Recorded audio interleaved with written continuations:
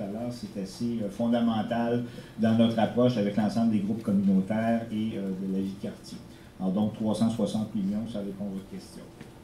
Merci. Monsieur Valade, Monsieur Dubois, voulez-vous répondre à la question? Ben, moi, tout simplement, personnellement, je ne connais pas la réponse. Je ne pourrais pas vous l'indiquer. Par contre, c'est certain que nous, le choix qu'on a fait, vraiment, à Coalition Avenir Québec, c'était de redonner de l'argent aux familles, vraiment redonner de l'argent aux citoyens dans leur poche à eux. Par la suite, c'est certain, si jamais on a des surplus à l'État, c'est certain que ça peut être une belle proposition. Mais concrètement, là, je ne pourrais pas vous l'indiquer si c'est inclus dans notre cadre financier ou non. Merci, Monsieur Dubois. Monsieur Valade. Vu que c'était un engagement du Parti québécois et au Parti libéral, on n'a pas encore dévoilé nos engagements. Je ne sais pas de où que le Parti québécois va sortir cet argent-là. Fait qu'on est déficitaire de 3 milliards de dollars. Où est-ce qu'ils vont aller chercher ces fonds pour aller vous les apporter comme ils se sont commis? Merci. On y va avec les questions. Scène ouverte. 3 secondes sont passées. Il y a un thème qui n'est pas sorti encore, j'ai surpris. Maxime Vinet-Bélan. Maxime est là. Magali, il est là. Ah, excuse-moi. Le thème, système scolaire public versus système privé. Bonjour, je suis enseignant dans le quartier en adaptation scolaire. Je suis enseignant à l'école Louis Riel, à l'école polyvalente, juste à côté d'ici. Ma question est simple.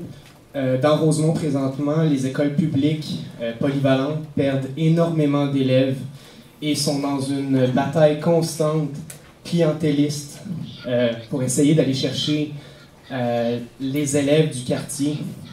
On se bat présentement dans une optique où chaque élève qui rentre à l'école publique arrive avec une enveloppe et on se bat contre des écoles privées, avec des guillemets, j'entends, parce qu'elles ne sont pas privées du tout. Elles sont financées à même les finances publiques, mais les parents ajoutent une enveloppe supplémentaire pour bonifier l'offre de service qui est donnée à ces jeunes-là. Ma question est la suivante.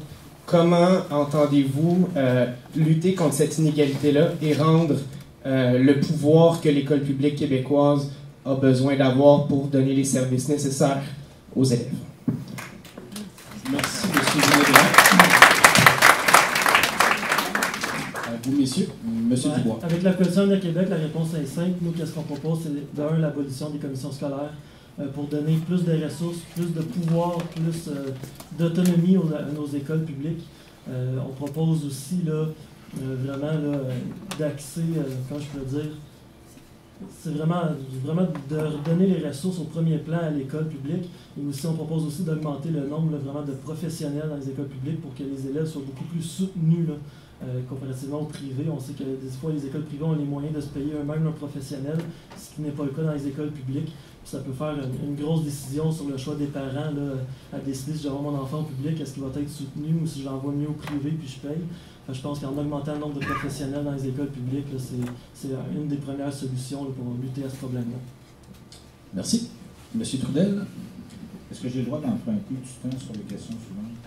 Non, pas tout à fait. C'est une question qui me tient beaucoup à cœur. Moi, je suis prof, puis je disais tantôt qu'on avait des problèmes au primaire, au secondaire. Vous savez, au Québec, il y a eu un exercice absolument formidable de réflexion collective sur l'école. C'était des années 90, au milieu des années 90. Et ça a été un exercice extraordinaire qui a abouti à des suggestions très concrètes pour améliorer l'école. L'une d'entre elles, c'était d'abolir la sélection scolaire. Parce qu'une des choses qui est en train de miner le système scolaire, qu'on ne le voit pas tellement nécessairement, c'est la ségrégation du système qui se fait par le biais de l'école privée, bien sûr, mais aussi de l'école publique. Des écoles publiques qui présentent des projets particuliers. Et ça, c'est très populaire et ça marche très bien parce que ça permet aux élèves de tisser un autre type de lien avec l'école que seulement académique. Alors, ça marche très bien, sauf que, comme les écoles doivent réaliser ça, faire ça aux élèves sur le temps scolaire, bien, il faut sélectionner les élèves, il faut prendre ceux qui ont le meilleur dossier scolaire, puis évidemment, celles et ceux qui en auraient peut-être le plus besoin finissent par ne pas pouvoir en profiter. Nous, on suggère d'abord de retirer les subventions aux écoles privées. C'est aussi simple que ça. Évidemment, on va faire ça intelligemment, on va faire ça du jour au lendemain, on va permettre aux écoles privées de devenir réellement privées, mais on va surtout abolir tout ce système de sélection qui nuit beaucoup. Parce que dans un système comme celui-là, le rôle de l'État, tranquillement, devient un rôle supplétif, puis on n'aide pas ceux et celles qui doivent être aidés. Alors, on propose donc l'abolition, pas l'abolition des écoles privées dans le sens où certaines pourront décider de demeurer entièrement privées, mais de retirer les subventions à l'école privée, d'empêcher la sélection et surtout de permettre à toutes les écoles. Quand je disais tantôt, on veut travailler avec les organismes communautaires, avec les gens qui ont les mains dans le cambouis et qui savent de quoi ils parlent, on veut faire la même chose avec l'école. Les mieux placés pour nous dire qu'est-ce qu'il faut faire avec l'école québécoise, c'est les profs qui enseignent là. Puis actuellement, on tolère que les profs qu'on envoie des écoles secondaires la quittent dans les premières années de leur profession parce que c'est trop difficile. Ça n'a pas de sens. Et il faut arrêter en éducation comme en santé de penser qu'on peut faire plus avec moins. Nous, ce qu'on propose, c'est qu'on va engager 15 000 profs assez rapidement pour faire en sorte que les ratios profs-élèves diminuent. On va essayer de donner aux écoles les moyens de faire ce qu'on attend d'elles, de la mission qu'on veut leur confier, c'est-à-dire s'occuper de notre jeunesse. Et ça passe aussi par un retrait des subventions aux écoles privées. Merci, M. Trudel. Je vous ai donné un petit peu plus qu'une minute. Monsieur Malade. Au sujet des écoles publiques, c'est une très bonne question. Écoutez, j'ai 2 jeunes enfants de 6 ans et 5 ans qui sont à l'école publique et je suis entièrement d'accord avec vous que les écoles sont sous-financées. Je suis actuellement volontaire à l'école de mes enfants, puis je m'engage beaucoup quand on fait des levées de fonds, des affaires pour justement ramasser plus d'argent, pour remettre, pour s'assurer que nos enfants ont tous les outils nécessaires pour la meilleure qualité d'éducation. Puis je suis entièrement d'accord. D'ailleurs, c'est un des piliers de la plateforme du Parti libéral, c'est de réinvestir dans l'éducation. Merci. Monsieur Lisée. La question posée, effectivement, c'est très préoccupant, cette dérive vers l'école privée qui est en train de vampiriser l'école publique québécoise.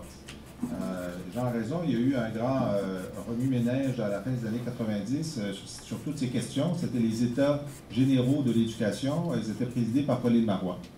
Et effectivement, une des grandes recommandations qui avait été faite, c'est pour le moins d'arrêter de donner aux écoles privées cet avantage extraordinaire, en plus de l'avantage financier, donc des 2 enveloppes, de sélectionner les meilleurs. Et nous, notre approche, et dans le programme du Parti québécois, c'est de commencer par ça. Dans le Parti québécois, depuis la naissance du parti, on a des débats sur le financement de l'école privée ou non, etc. Est-ce qu'il devrait rester un secteur privé? Est-ce qu'il ne devrait pas? En tout cas, pour l'instant, ce qu'on a dit, l'étape, ça devrait être de rendre les écoles égales face à la sélection. Et c'est cette orientation-là qu'on prend. Dans la plateforme, ça c'est le programme. Dans la plateforme, on a dit il y a des urgences nationales. L'urgence nationale dans le système d'éducation, c'est les moisissures dans les écoles de Montréal. Alors, on avait dit 143 millions pour que ça soit fini, les problèmes de qualité de l'air dans les écoles de Montréal. L'autre urgence nationale, c'est nous qui avons fait, et Pauline, le plus grand réseau de garderies à beaucoup en Amérique du Nord pour aider les jeunes à bien partir dans la vie. Là, on voit qu'il y a un trou dans ce système-là, c'est les maternelles 4 ans pour une certaine clientèle de personnes, de mères défavorisées qui n'aiment pas l'idée de la garderie, mais si c'est à l'école, ils vont l'envoyer. Et donc, là, notre grand projet, c'est de continuer les maternelles 4 ans pour, encore une fois, aider les jeunes à arriver dans leur scolarité avec une meilleure... Et l'autre chose qu'on fait aussi pour aider les écoles publiques à retenir, c'est les installations culturelles et sportives dans les écoles publiques de Montréal et du Québec, ce sur quoi on a réinvesti et on va continuer à réinvestir. Merci, M. Lisée. Une autre question. Oh, Dominique Desjardins. Le thème, c'est la charte des valeurs. Bonjour. Ma question est à M. Lisée personnellement. Si les autres voulaient répondre ensuite, c'est bon. Mon nom, c'est Dominique Desjardins. Je suis un étudiant de l'UQAM. J'ai marché longtemps pour vous, M. Lisée, lors de la crise étudiante. Il y en a qui disent qu'on a marché pour rien, mais j'ai des bons mollets aujourd'hui, fait qu'au moins ça valait ça. Écoutez, vous êtes ministre des familles, je crois. Pas des familles, mais des relations de la métropole. C'est bien ça, puis d'une couple d'autres ministères? OK, donc vous avez travaillé longtemps avec le programme d'ici, notre scène. Vous avez dit que vous avez mis beaucoup de temps là-dessus et tout ça. Avant de venir ici, j'ai lu, puis effectivement, vous avez fait, je pense, entre ça, 175 et 200 interventions à l'Assemblée nationale. J'ai lu que vous en avez fait seulement 3 qui parlaient de Rosemont. Fait que là, je me dis, par rapport à la charte, le référendum, le projet Génocide, tous les autres projets du PQ, où est-ce qu'il y a Rosemont là-dedans? Parce que le seul qui a parlé du chômage, c'est M. Valade, je pense, qui a du chômage à Rosemont. Moi, dans mes cours, j'étais le seul Québécois. Dans mon blog, je suis présentement le seul Québécois. Je comprends pas le but de la charte des valeurs quand on a un quartier qui va extrêmement mal. À vous écouter, on va ramper le quartier d'HLM, fait que ça va être rendu HLM-istan, Rosemont. Où est-ce que vous allez trouver du temps pour Rosemont avec tous vos grands projets? Juste préciser, votre question est sur la charte des valeurs ou au début, c'est la charte, honnêtement, mais après le débat, tout ça. Okay. Monsieur Lisée, ensuite je donne l'occasion aux autres candidats de commenter. Moi, je connais bien les HLM de Rosemont, et puis j'ai beaucoup de respect pour eux, puis les gens sont très contents d'y être. Mais c'est vrai que... Bon, écoutez, appelez au bureau de comté, là, on va intervenir pour vous. Maintenant, c'est pas juste des HLM que ça prend. Ça prend des logements abordables, ça prend des habitations pour les familles qui veulent acquérir leur logement ou une habitation, et c'est toute la gamme qu'il faut offrir. Sur la question de l'emploi, écoutez, je vais simplement citer le document qui a été produit en 2012, le portrait du quartier de Rosemont par l'ensemble des organismes ici, qui dit que le taux d'emploi dans Rosemont est passé depuis 1996 de 48% à 58%. C'est-à-dire le nombre de gens dans Rosemont qui sont en emploi a augmenté. Chez les femmes, c'est passé de 42 à 52%, donc plus que partout sur l'île de Montréal. Et les personnes qui vivent sous le seuil de la pauvreté ont été réduites de 10%, passant de 30 à 20. 20, c'est encore trop, mais au moins, ça va dans la bonne direction. Mais ma question, c'est où est-ce que vous allez trouver le temps pour faire ça avec tous vos projets et non ce qu'il faut faire? Écoutez, on est plusieurs à travailler au gouvernement, et puis on est très actifs. On est très actifs. Alors, on a fait en 18 mois, là, sur un certain nombre de sujets, énormément de choses. Et puis, si vous nous donnez encore 4 ans, vous allez voir qu'on va en faire beaucoup. Parfait. Ben moi, je vous le donne à une condition. Monsieur. La soirée d'élection. Merci, monsieur. Le mot est fermé. Nous, on va fêter, on va faire une soirée des élections. Donnez-nous votre numéro de téléphone, on va vous appeler, on va vous dire où on passe la soirée des élections. Okay? On va donner l'occasion aux autres candidats de commenter rapidement. Oui, d'accord.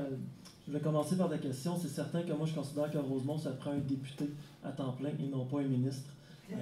Un ministre, justement, ça passe tout le temps, surtout ministre des Relations internationales, beaucoup trop de temps à l'étranger, ça a beaucoup trop de dossiers, que ça n'a pas le temps de travailler à temps plein pour sa circonscription. Moi, qu'est-ce que je considère, c'est ça que c'est Rosemont, il y a tellement de problèmes, tellement d'enjeux que présentement, là, ça prend vraiment un député à temps plein dans Rosemont.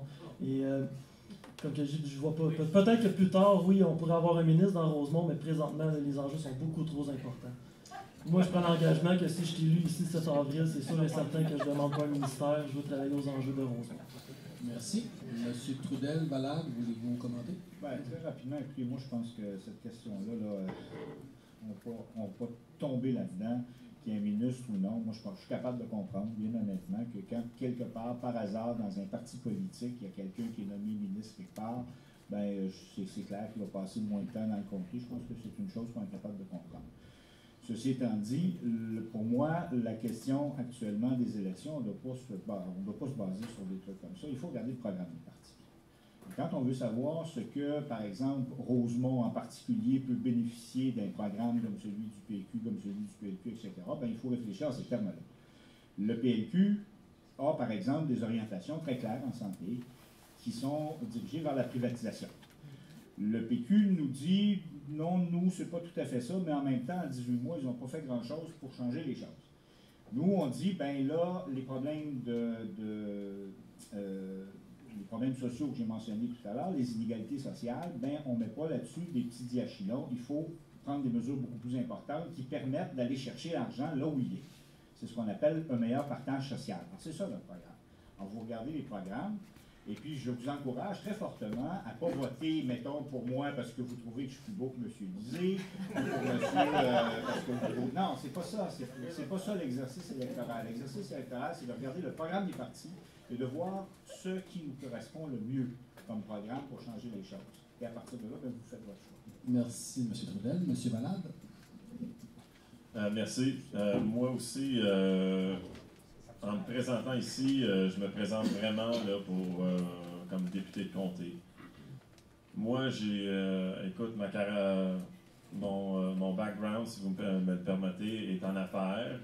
J'ai fait du développement d'affaires. Et en faisant du développement d'affaires, l'affaire qui m'a donné du succès dans mon travail, c'était mon approche avec les gens. Quand j'allais rencontrer quelqu'un, quand j'allais les voir pour les approcher, c'était pas d'arriver avec toutes les solutions du monde, c'est de discuter, de les écouter, puis entendre les vrais enjeux, puis de travailler ensemble pour trouver la solution qui fait appropriée à les enjeux, puis de travailler, puis d'être une voix pour eux au gouvernement du Québec pour faire avancer les dossiers. Merci. On y va avec une autre question. Annette Gélina. Je l'ai déjà pigé, je crois. Oui, puis la réponse a été donnée aussi. Parfait. On va y aller avec une autre question. Michel Deschaines. Michel Deschaines. La question sur le sujet santé mentale. Bonjour, Monsieur Jean-Charles. Je crois déjà aborder un peu la question que je voulais poser en ce sens qu'il a dit qu'il était sur le programme de solidarité sociale. Alors, j'aimerais savoir qu'est-ce que vous pensez de faire dans le domaine de la santé mentale alors qu'il y a des coupures qui sont annoncées, que les gens qui souffrent de santé mentale font partie de ceux qui sont des gens qui sont pauvres. Ici, je ne parle pas uniquement du cas de l'itinérance, mais j'aimerais savoir, pas nécessairement non plus pour l'hôpital Rosemont, qu'est-ce que vous pensez de faire pour que les gens qui souffrent de maladies mentales aient des conditions de vie plus agréables, de meilleures conditions de vie en tout cas, et financières. Merci. Merci, Mme Deschaines. Messieurs. Monsieur Lisée. Alors, vous avez raison de dire qu'il y a une grande différence entre l'itinérance et les problèmes de santé mentale, mais on sait qu'il y a une intersection. Et qu'en ce moment, les ressources en santé mentale sont surchargées par les problèmes d'itinérance. Alors donc, encore une fois, Véronique Yvon, pendant l'année et demie passée, a fait un certain nombre de consultations avec tous ceux qui sont sur des problèmes d'itinérance et a déposé une politique il y a à peu près un mois qui a été applaudie par tous les intervenants. On va mettre dans la région de Montréal 6 millions de dollars à créer 400 logements spécialisés pour les itinérants et donc une partie d'entre eux sont de la santé mentale. Alors juste avec ça, avec cette proposition-là, on va disons, alléger la tâche des autres intervenants qui travaillent sur la santé mentale des non-itinérants. Et donc, des ressources vont être libérées pour s'en occuper. Par ailleurs, le Dr Hébert a annoncé une politique de la santé mentale aussi, parce que ce n'est pas juste la gestion des problèmes actuels, mais on voit très bien qu'il y a une augmentation des problèmes de santé mentale dans toute la population, y compris maintenant des corps de plus en plus jeunes. Alors, c'est un problème sociétal, c'est un problème national, et on ne peut plus faire semblant que c'est un problème qui est à la marge. Et donc, là-dessus, nous, on s'engage à faire une réflexion globale. Maintenant, sur la politique d'itinérance, on est très inquiet parce que les libéraux n'ont aucun engagement en ce sens-là. Et encore là, ces budgets-là, que nous, ce n'est pas des engagements électoraux, c'est des budgets qu'on a déjà prévus. On pense qu'ils seraient à risque si les libéraux remportaient l'élection. Merci. Monsieur Dubois. Côté santé, moi je pense que c'est important, c'est de redonner les ressources là, aux organismes de proximité. Comme dit nous, ce qu'on veut, c'est vraiment là, couper dans les agences de santé. On trouve qu'il y a trop d'argent investi dans la bureaucratie présentement, trop d'argent de gaspillé aussi. Donc il faut vraiment faire un grand ménage, là, réduire la taille de l'État et pouvoir ensuite là, redistribuer vraiment les ressources là, aux organismes de proximité directement dans les établissements de santé aussi. Là. Merci. Monsieur Trudel? Rapidement, écoutez, j'espère que la population de Rosemont est rassurée parce qu'entendre ce que j'entends ce soir, là, le lendemain des élections, qui que ce soit qui gagne, là, les problèmes vont tout être finis. Sauf qu'il y a une petite contradiction. J'entends M. Lisée qui nous dit, bon, on veut investir là-dedans, investir là-dedans, investir là-dedans. On a, il y a deux mois, vu le budget déposé par M. Marceau. Et dans ce budget, qu'on le veut ou non, il y a des coupes, des coupures. On ne suit pas l'inflation, on hausse les dépenses, les programmes, mais on les hausse en dessous de l'inflation. Ce qui correspond dans la pratique à des coupes. Alors, ces coupes-là, ben, ça affecte les personnes qui s'occupent de santé mentale, et pas seulement eux, ça affecte aussi les gens qui prennent soin des aînés. Ça affecte les centres jeunesse. Il y a eu 3 millions de coupures dans les centres jeunesse, là. Il y a une cinquantaine de points de centres jeunesse à Montréal, 3 millions de coupures là-dedans. Et c'est un peu normal, on ne peut pas faire un budget provincial en prévoyant nos revenus, nos dépenses, couper dans les dépenses et après ça réinvestir partout. Des choses qui ne marchent pas dans cette logique-là. Et c'est pour ça que j'insiste pour dire que toute la question des finances publiques, dont dépend finalement la qualité des services dont on se dote dans une société, ça doit être repensé de façon importante. Parce que sinon, là, on va arrêter de dire au monde qu'on va faire plus avec moins dans nos écoles, dans nos CLSC, dans nos centres jeunesse, etc. Il y a là quelque chose qui ne fonctionne pas. Et ça fait 30 ans qu'on entend ce discours-là, puis durant ces 30 années-là, ben, les inégalités sociales ont augmenté, puis on est toujours au même point en ce qui concerne la qualité des services. Merci, M. Trudel. M. Valade? Bonjour. Pour votre question de santé mentale, le gouvernement libéral s'est engagé au niveau de santé à faire des investissements importants. Puis je suis entièrement d'accord avec vous du point de vue de la santé mentale. C'est un peu pas mal vu par la société, mais c'est quelque chose qu'on ne traite pas comme qui devrait être traité. On voit trop souvent que ce soit du cas par cas, mais les gens sont traités comme une blessure physique. Ils vont rentrer à l'hôpital, ils vont se faire voir, ils vont se faire traiter, bon, voici, puis ils ressortent. Tandis que la santé mentale, c'est un problème à long terme qui a besoin plus d'un suivi, plus d'investissement. Fait que je pense que c'est quelque chose qu'il faut regarder dans le bilan de la santé à un projet à plus long terme. Merci. On y va avec la 10e question. Ah oui, on est déjà rendu à 10. Bonsoir. Sébastien Rivard. Sébastien Rivard. Bonjour. Le thème, c'est la hausse des tarifs. En fait, comme il y a déjà eu plusieurs interventions sur le sujet, je vais poser une question sur un sujet que personne, je suis certain, n'avait prévu, si ça ne vous dérange pas. Ça va, c'est la première fois.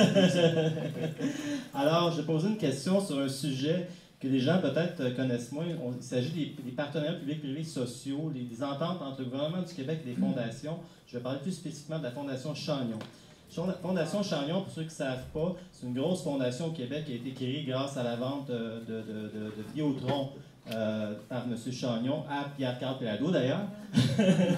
Alors voilà, cette fondation-là a été créée et maintenant elle est partout au Québec, dans tous les territoires, sont ici, ils travaillent avec les groupes communautaires ici dans Rosemont et partout au Québec.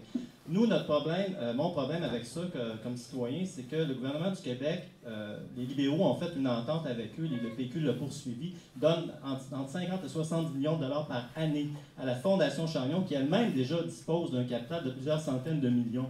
Nous, on trouve ça un peu absurde que le gouvernement finance ça. OK? Fait, ce qu'on souhaiterait, c'est de connaître la position des partis ici.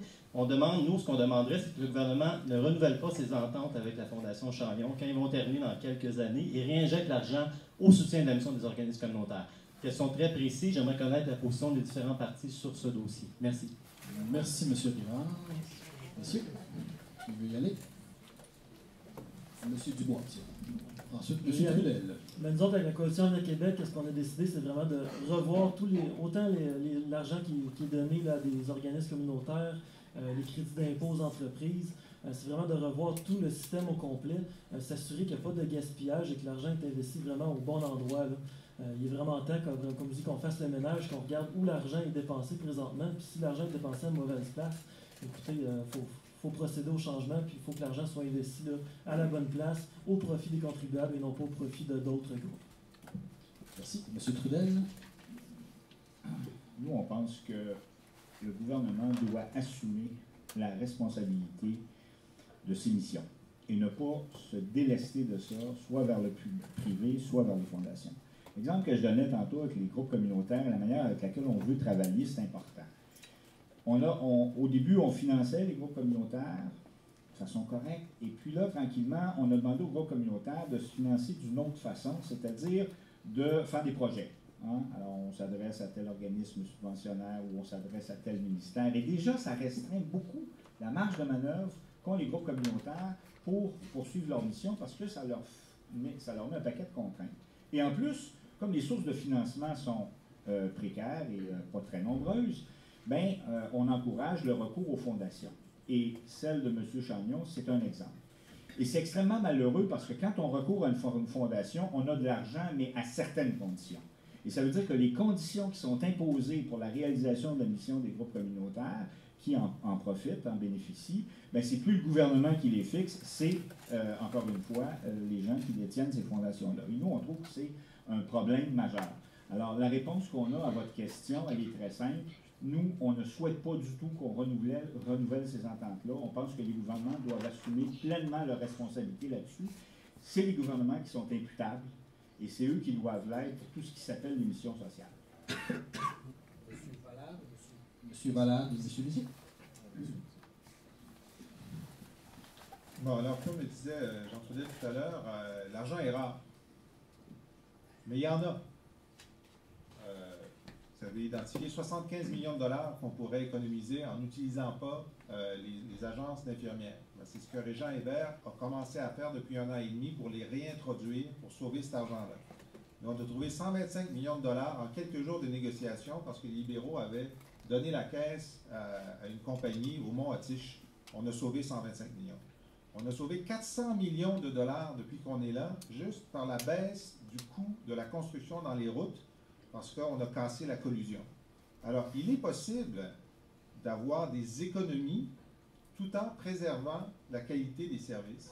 Puis oui, on a réussi à trouver de l'argent dans les agences de santé, puis dans les commissions scolaires, puis dans les ministères, sans toucher aux services. C'est possible. Maintenant, ce n'est pas extensible à l'infini. Alors oui, le gouvernement Charest a négocié avec la Fondation Chagnon. Le gouvernement met à peu près 50 millions, mais à chaque dollar que le gouvernement met, la Fondation Chagnon en met 2 ou 3. C'est pas vrai, c'est 50-50. C'est 50-50? Oui. Et même moins quand Bon, disons que c'est 50-50, mais je vais vérifier ça parce qu'il semblait qu'on en avait plus. OK. Alors donc, on a deux choix. Nous, c'est sûr que si on négocie le renouvellement de cette entente en 2017, et on le fera probablement, on va le renégocier avec les groupes communautaires, avec nous, pour bien cibler ce qu'on veut faire avec cet argent-là. Parce que c'est clair qu'ils n'ont pas été consultés la dernière fois. Et moi, je les ai vus, j'ai vu les gens de Chagnon, et ils savent que si on est réélu, ce ne sera pas les mêmes conditions. Maintenant, si on dit, comme dit Jean Trudel, nous, on va arrêter ça, la Fondation Chagnon, c'est là 50 millions à mettre par année. Elle va les mettre. Elle va les mettre toute seule, selon ses propres priorités, sans discussion avec nous. Alors, c'est un choix. Mais moi, j'aime mieux qu'on essaye de s'entendre pour qu'elle les mette là où nous, collectivement, on aimerait qu'elle les mette. Merci. Monsieur Valade. Je vais vous avouer que je ne suis pas 100% au courant du dossier de la Fondation Chagnon, mais je suis entièrement d'accord avec vous que pour la gestion des fonds, il faut qu'il y ait une meilleure gestion des fonds, que ce soit un organisme comme ça ou que ce soit au niveau de l'investissement dans l'éducation, la santé.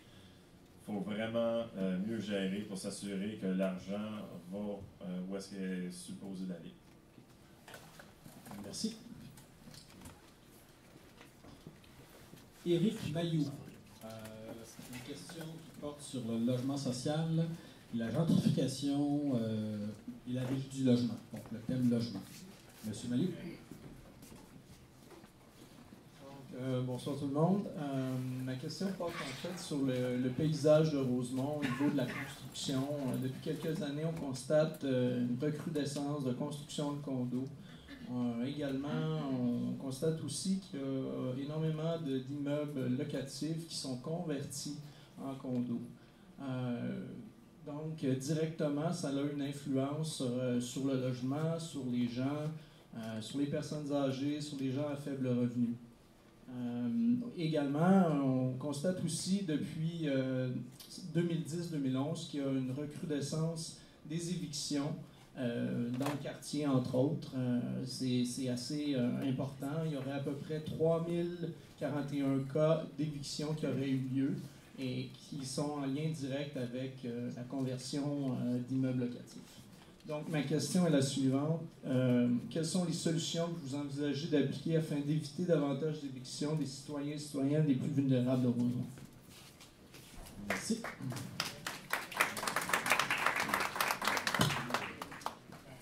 Qui veut y aller? Monsieur Dubois? Monsieur Lisée? Concernant, c'est ça, la construction de beaucoup de condos, comme on appelle, ici dans Rosemont, et moins de logements sociaux. Écoutez, c'est certain qu'au niveau municipal, il faut qu'il y ait une meilleure réglementation. Il faut aussi, écoutez, si le privé n'est pas capable de se lancer dans des projets de logement abordables avec des prix qui ont du bon sens, mais écoutez, c'est certain que les niveaux de gouvernement, il faut qu'on se lance dans la construction, nous, au gouvernement, il faut qu'on prenne l'initiative de lancer des projets de construction. Il ne faut pas attendre après le privé. Si le privé ne veut pas construire des projets avec des logements abordables, écoutez, il ne faut pas que le gouvernement attende, il faut que le gouvernement agisse. Par la suite, pour éviter les évictions, écoutez, c'est certain, il y a beaucoup, tout le processus là, de sensibilisation auprès des citoyens, des renseignés de leurs droits. Je sais, comme on disait, il y a un problème aussi à la régie du logement quand on fait une plainte ou quoi que ce soit, les délais sont beaucoup trop longs. Je pense que là aussi, il va falloir s'asseoir avec la régie du logement et trouver des solutions là, pour accélérer vraiment le traitement là, des plaintes. Merci. Monsieur Lisée? Oui, c'est scandaleux, la reconversion sauvage des immeubles locatifs en condos. C'est clair que c'est un problème qui a cru en importance ces dernières années. Comme j'ai dit tout à l'heure, nous on salue la décision de l'arrondissement d'utiliser son pouvoir réglementaire pour rendre ça très difficile et très coûteux. Mais je pense qu'il faut aller plus loin. Mon collègue Sylvain Gaudreau, qui s'occupe de municipalité de la SHQ, a annoncé une nouvelle politique d'ici le début de l'année prochaine qui va traiter de ces questions-là en particulier. On veut faire en sorte à la fois de préserver le marché locatif et de permettre aux familles qui le désirent et qui sont occupants de pouvoir acquérir leur logement s'ils le veulent. Donc, il faut trouver le point de passage entre les deux. Mais c'est sûr qu'il faut que les spéculateurs sortent du marché. Ici, dans Rosemont, il y a le projet Angus, dans lequel il va y avoir du communautaire et de l'abordable, essentiellement. Il y a le projet Loggia Pélican, il y en a 2 ou 3 autres aussi qui se développent. Donc, l'offre va augmenter et donc, c'est quand même assez actif. Un peu plus loin, dans la petite patrie, il y a le projet Bellechasse aussi, sur lequel l'arrondissement travaille. Alors, il y a du mouvement qui se fait en ce sens-là. Mais, dans le marché locatif aussi, puis je vous apprends rien, vous connaissez ça beaucoup mieux que moi, je pense que vous êtes au comité logement. Oui. Évidemment, les propriétaires, lorsqu'ils changent de locataire, augmentent le taux au-delà de ce qui serait permis par la régie. Et le nouveau locataire n'a pas de façon de savoir quel était le niveau avant. Normalement, le propriétaire est censé l'indiquer, mais souvent, il ne l'indique pas. Alors nous, dans la plateforme du Parti québécois pour Montréal, on prend position pour le registre des baux, c'est-à-dire que systématiquement, le niveau du logement va être indiqué en quelque part sur un site Internet et un nouveau locataire va pouvoir aller vérifier s'il est en train de se faire avoir ou non. Et on pense que la simple existence de cette information, et je compte sur vous, les comités de logement, pour le faire savoir très largement, on va le faire aussi, va restreindre beaucoup les promoteurs dans leur volonté d'aller trop loin parce que ça va être tellement facile de se faire prendre que ça va les dissuader. Merci. Monsieur Trudel? Oui, bien effectivement, le registre des baux sous nécessité, ça fait aussi partie de notre plateforme. C'est peut-être vrai que c'est rendu plus difficile et plus coûteux de faire les transformations en condos, sauf qu'il s'en fait encore beaucoup. À Montréal, le chiffre que j'ai, il y a eu 6 000 condos pour 650 constructions de logements locatifs en 2013, sur la mémoire exacte. Alors donc, effectivement, c'est un problème. Et le problème, il est, je pense, un peu plus large que ça.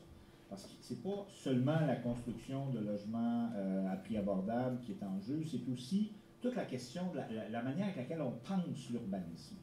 Et là-dessus, je pense qu'il faut aussi une approche intégrée. Dans Rosemont, il y a des îlots de chaleur.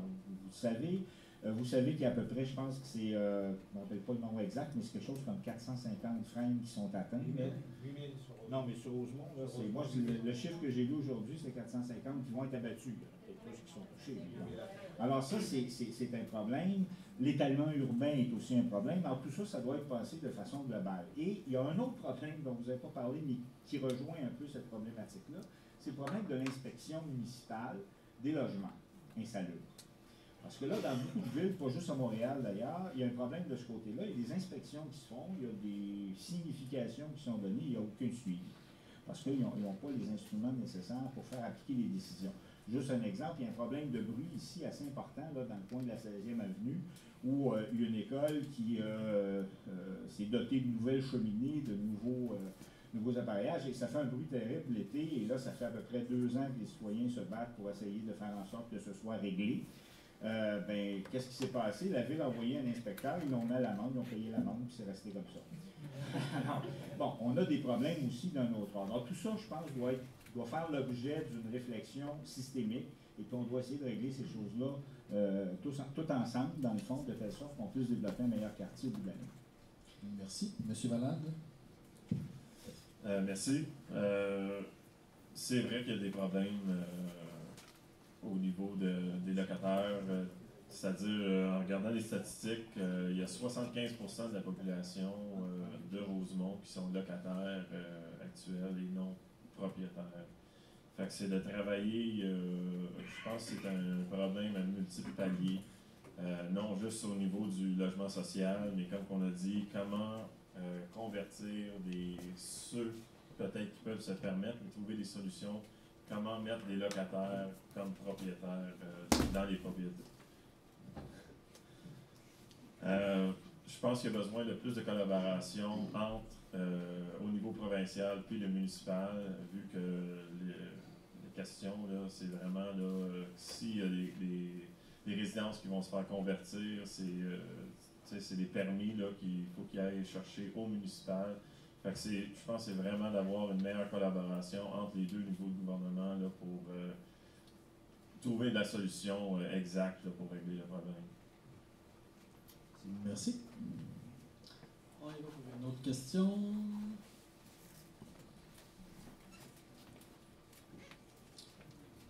Anna Gelina, mais elle a déjà été pigée, donc on va donner la chance à quelqu'un d'autre de prendre la parole. Jean Rémillard. Transport en commun. Bonsoir à tous. J'ai les cheveux longs, c'est pas madame, c'est bien monsieur. Ça fait partie de mon programme d'économie d'énergie. Je chauffe 5 degrés de moins. Bon.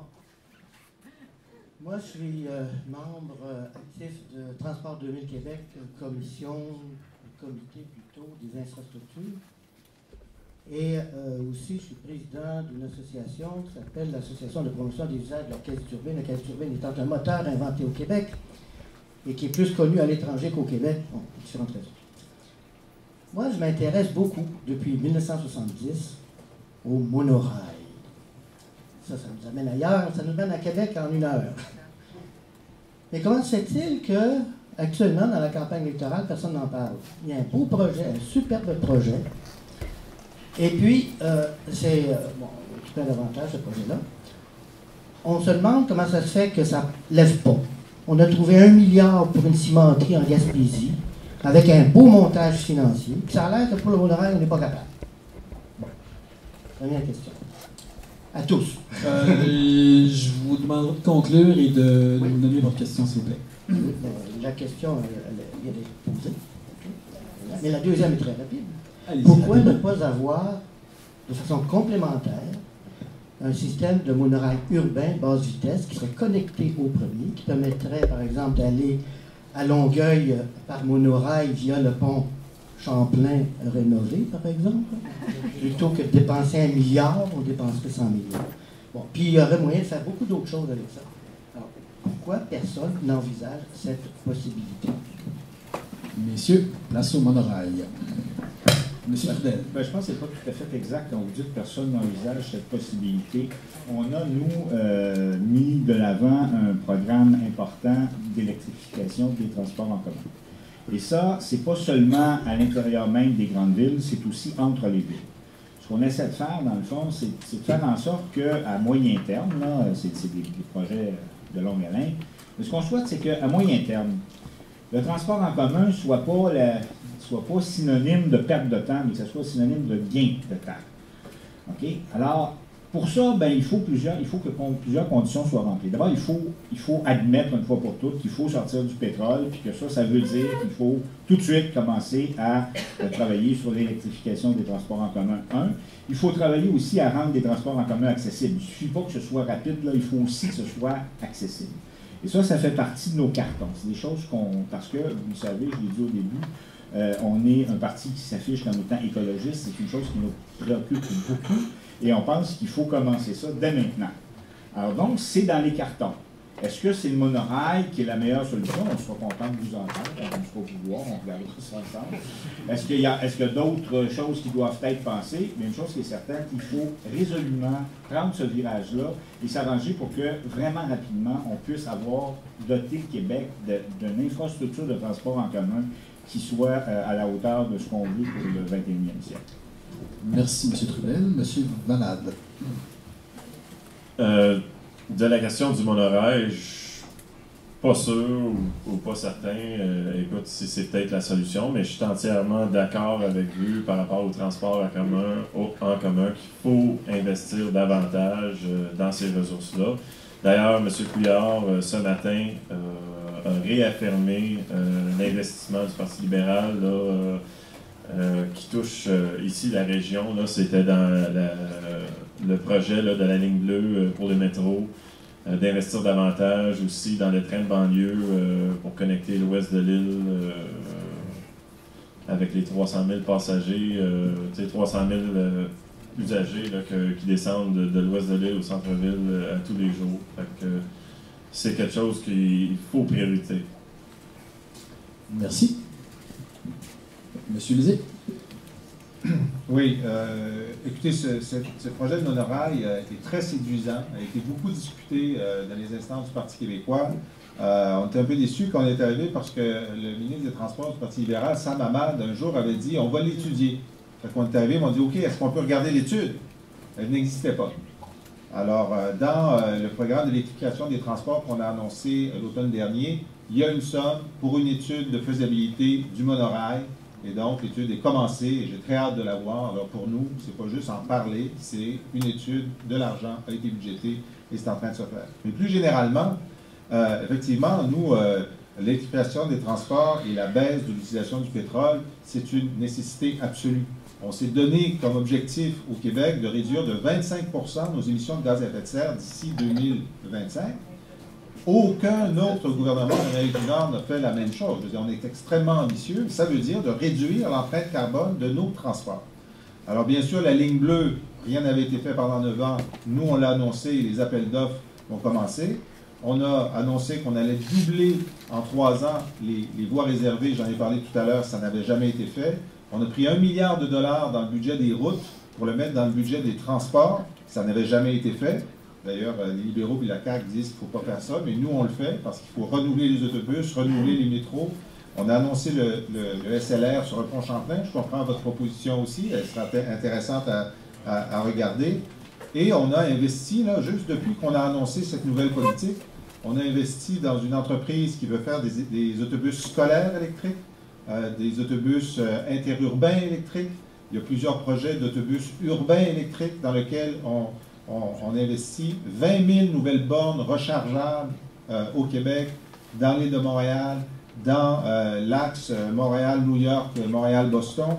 Vraiment, l'accélération, juste en quelques mois, de ce programme d'électrification des transports, non seulement c'est du jamais vu, mais on veut faire en sorte que le Québec soit dans les 3 leaders mondiaux dans l'électrification des transports pour non seulement réduire l'utilisation de pétrole, utiliser notre énergie à bon marché, sur laquelle on a des surplus en ce moment, mais aussi créer de l'emploi partout au Québec, dans ces entreprises-là, et exporter. On a fait une entente avec la France, par exemple, pour essayer de Merci, voir monsieur Lévy. comment on peut utiliser. Ça, je pourrais vous en parler longtemps parce qu'on est très, très, très enthousiaste là-dessus. Monsieur Dubois. Ma réponse va être simple. Écoutez, transport en commun, ça ne prend pas juste un système de transport en commun qui est efficace, mais un système de transport en commun qui est efficient. Ce que ça veut dire, c'est que dans le fond, ça nous prend un transport en commun qui est efficace, mais au meilleur coût possible. Si vous me démontrez que justement le monorail, c'est le meilleur système, c'est efficace et c'est le système qui coûte le moins cher à établir, écoutez, je prends l'engagement de défendre votre projet, c'est sûr et certain. Par contre, comme je dis, il faut falloir me démontrer vraiment que c'est un projet qui est viable, un projet qui est efficient, qui est le meilleur projet au moindre coût. Et, je prends l'engagement vraiment de défendre votre projet, c'est de vous démontrer cette situation. Merci. Il y a une question qui va provenir cette fois-ci de ruemaçon.com de leur fil Twitter.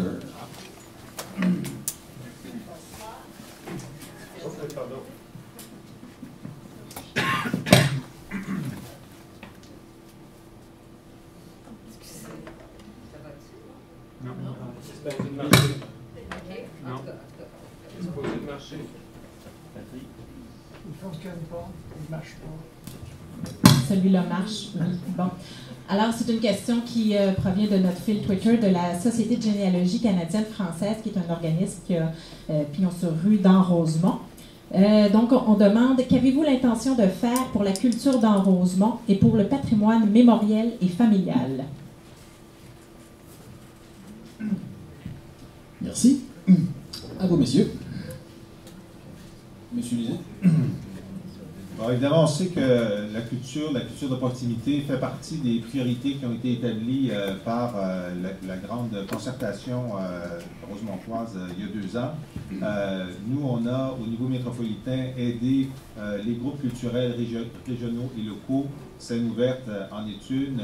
Il y a ici, dans cet immeuble de La Panne, toute une section, l'aile culturelle avec des groupes théâtraux, d'animation, etc., qu'on a appuyé dans la mesure de nos moyens en ce moment. Et évidemment, pour nous, le patrimoine, à la fois religieux ou autre, qui fait partie de notre architecture, on a demandé à un groupe de travail dirigé par Claude Corbeau de nous dire comment est-ce qu'on peut mieux utiliser le patrimoine religieux de différentes façons, mais en gardant la trace architecturale.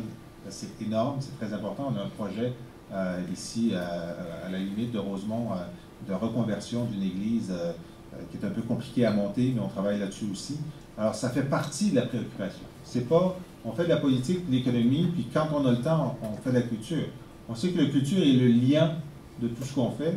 D'ailleurs, je disais récemment que, heureusement qu'on a eu la culture à Montréal pendant les années noires de la corruption puis de la collusion, parce que l'expression culturelle montréalaise, ça n'a pas été la lumière au bout du tunnel, ça a été la lumière qui nous a éclairés pendant qu'on traversait le tunnel.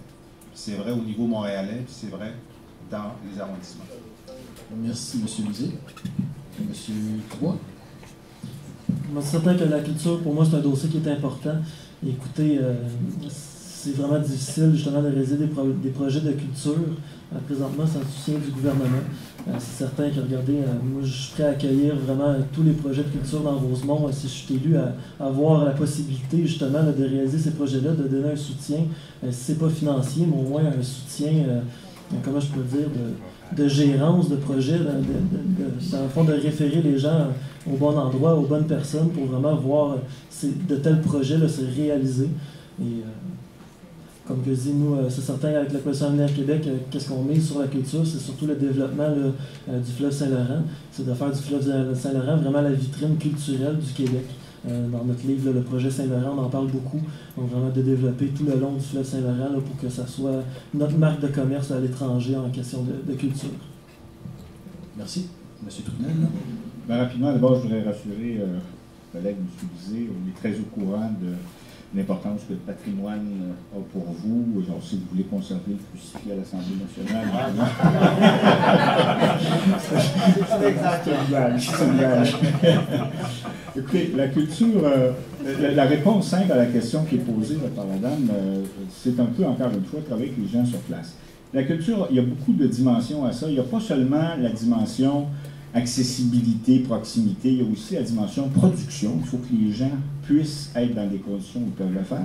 Et il faut aussi donner le goût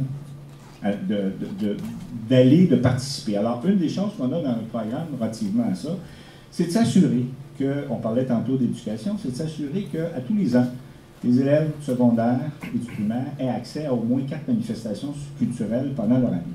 Et ça, c'est le genre de choses bien concrètes qui vont faire en sorte que ça donne le goût de.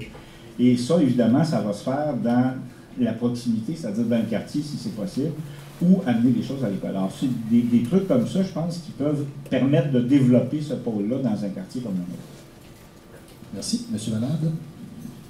Merci. Je pense qu'on a répondu une part. C'est venu via Twitter, fait que sûrement ils ne sont pas dans la salle. Mais quand on a parlé tantôt de projet Scène ouverte, comme je vous ai dit, je suis très ouvert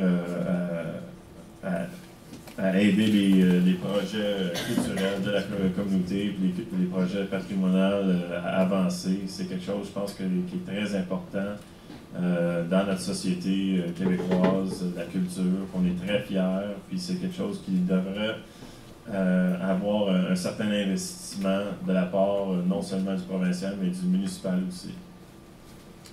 Merci, M. Valade. On va y aller avec une dernière question. Il est rendu 8h30. Puis, Normand Bianchi. Normand Bianchi. Est-ce que Normand Bianchi est là? Non, Est-ce que M. Normand Bianchi est là? Non? Bon, on va passer à quelqu'un de présent. C'était une question sur les forces souverainistes. Ah, le sujet a déjà été abordé, les députés sociaux. Sergio de Rosemont sur le combat de la pauvreté. Donc, rapidement, Sergio. Oui, ben, j'ai modifié un peu ma question vu le nouveau contexte. Donc, la question va porter aux 4 députés, même aux 4 candidats, même à la région, était pour M. Lisée. Donc, vous êtes d'accord avec moi de s'en prendre aux plus démunis de notre société, c'est pas une chose qui est correcte. Lorsque, ça c'est mon préambule, lorsque la ministre Agnès Maltais sent les prix aux plus démunis de notre société sur l'aide sociale, à ma connaissance, le député de Rosemont, qui est quand même un ministre important du gouvernement péquiste, c'est un gros canon du parti, n'a pas vraiment intervenu. Donc, ma question, supposons que vous êtes élu et que vous faites partie du gouvernement. Que pouvez-vous nous promettre si la prochaine ministre, le prochain ministre des Affaires sociales récidive, s'en prend encore aux plus démunis?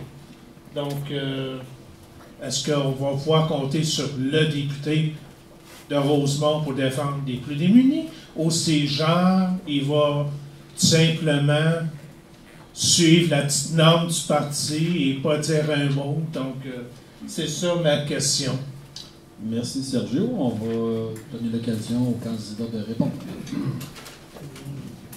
Monsieur Valade. Moi, c'est sûr, si je serais élu comme député de comté, je m'engagerais pour les intérêts du comté, de la population du comté, c'est-à-dire toute la population, incluant ceux qui sont démunis, qui ont souvent besoin de plus d'appui du gouvernement. Ils ont besoin de quelqu'un pour être la voix pour eux. Fait que c'est sûr et certain, à 100%, je ne laisserai pas tomber ces gens-là. Merci. Monsieur Trudel. Rapidement, pour nous, la meilleure façon, je l'ai dit tout à l'heure, de redistribuer la recherche, ça reste la fiscalité. J'ai parlé tantôt de la fiscalité des entreprises, il y a un gros bout de chemin à faire de ce côté-là. La fiscalité des particuliers doit aussi être repensée. On dit souvent qu'on est plus taxé en Amérique du Nord, c'est faux. Il y a seulement une tranche de la population qui est plus taxée, les 10% supérieurs. Et on a 4 paliers d'imposition actuellement, c'est trop peu. Et quand on dit qu'on doit revoir la fiscalité des particuliers, ce n'est pas pour hausser l'impôt. Ça, c'est ce que nous disent les gens qui ne veulent pas toucher à ça. Mais ce n'est pas vrai. Les gens qui actuellement ont un revenu imposable de moins de 75 000 $ paieraient moins d'impôts si on retournait aux 10 paliers. Ça rajouterait 1 milliard dans les coffres de l'État par année. Selon les estimations, il y en a qui estiment ça à plus 1,5, 2, bon, en tout cas, c'est dans ces eaux-là. Et ça, la meilleure façon de redistribuer ça, c'est peut-être de changer un peu la mentalité qu'on a. Une des choses qu'on propose, c'est un revenu minimum garanti. C'est-à-dire remplacer l'aide sociale par un revenu minimum garanti universel. Un autre genre d'idée qui est extrêmement important pour les plus démunis, c'est les régimes de retraite, là aussi universels. C'est-à-dire pour tout le monde.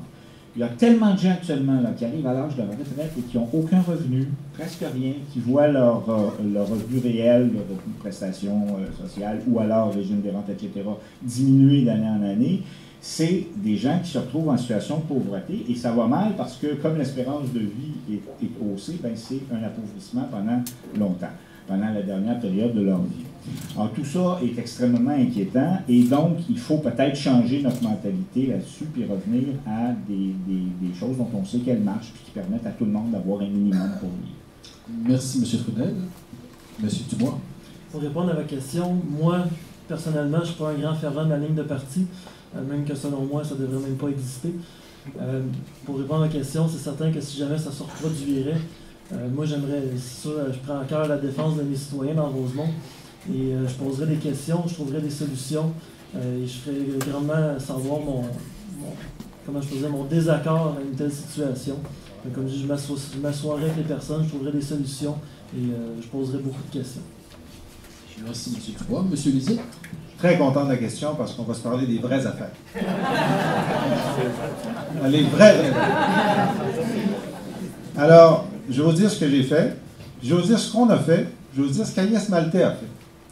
Agnès Maltais a dit, est-ce que c'est normal en 2014, 2013, que quand on a 55 et 56 ans, moi j'ai 57, que si vous êtes à l'assistance sociale, on vous dit, hey, maintenant, même si vous êtes apte à l'emploi, vous ne pouvez pas en trouver d'emploi, c'est fini, vous êtes sur le BS jusqu'à la fin de votre vie.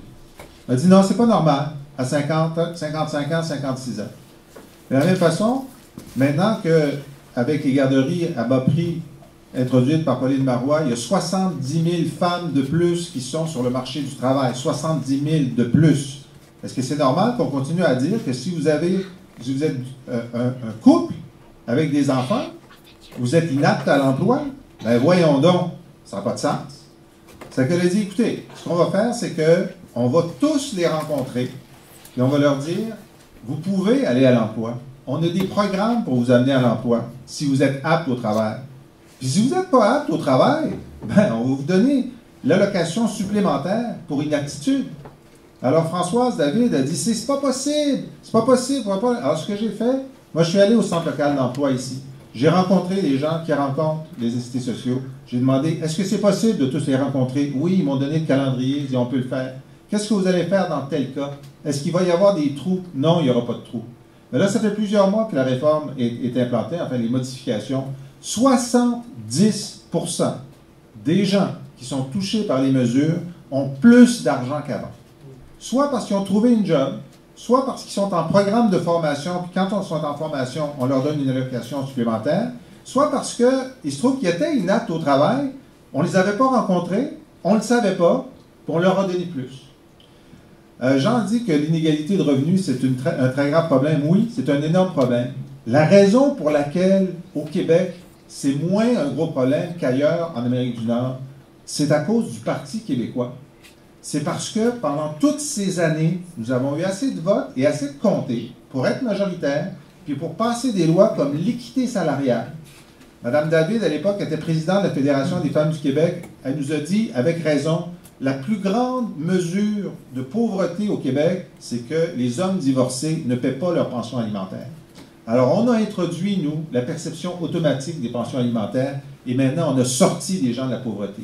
La raison pour laquelle le taux de pauvreté a baissé au Québec, c'est à cause de toutes les mesures que le Parti québécois a prises et on veut continuer avec la maternelle 4 ans, avec les cantines scolaires pour les enfants qui ont faim à l'école. Et on a augmenté les prestations pour les personnes seules qui étaient les plus pauvres. Merci, M. Zé. Ben, il est rendu 9h moins 20. On vous remercie d'avoir prêté au jeu. Il y a quand même 16 cartons encore qui n'ont pas été nommés. Je vais me permettre, avant la conclusion, de vous les lire, juste pour que vous sachiez quand même les préoccupations des gens dans la salle. Et peut-être que dans l'informel, il y a des gens qui vont vous interpeller pour avoir des réponses à ces questionnements-là. Il y a le financement des organismes de défense de droit, Martine Poitras, scène ouverte, ah bon, transport en commun, de Charles Chateauvert, le statut de Montréal, qui a été posé, scène ouverte, la charte des valeurs, ah ben tiens là. Je ne réussis pas à lire, malheureusement je ne réussis pas à lire. Les condos HLM, les compteurs d'hydro, l'itinérance dans Rosemont, M. Noël, le pacte fiscal, la spéculation immobilière et l'érosion du parc de logement locatif. Quelle est votre vision du logement